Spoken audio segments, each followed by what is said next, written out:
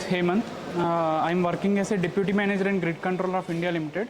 Presently, I am looking after the SCADA systems in Grid India in the Western Regional Load Dispatch Center.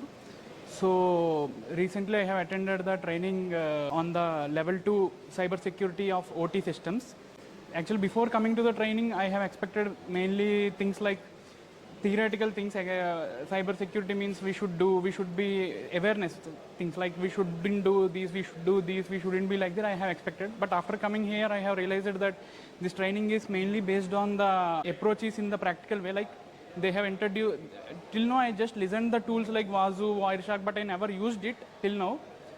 We have done for 4 days this training. In the 4 days, it is mainly 90% of the training is based on practical use of tools like Wazuh, Wireshark, where I got to know exactly what will be the output from the tools and how can we make use of these tools in our daily office works, particularly in the cyber security related cases.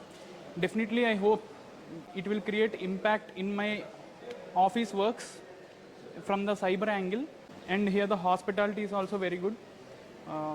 Thank you.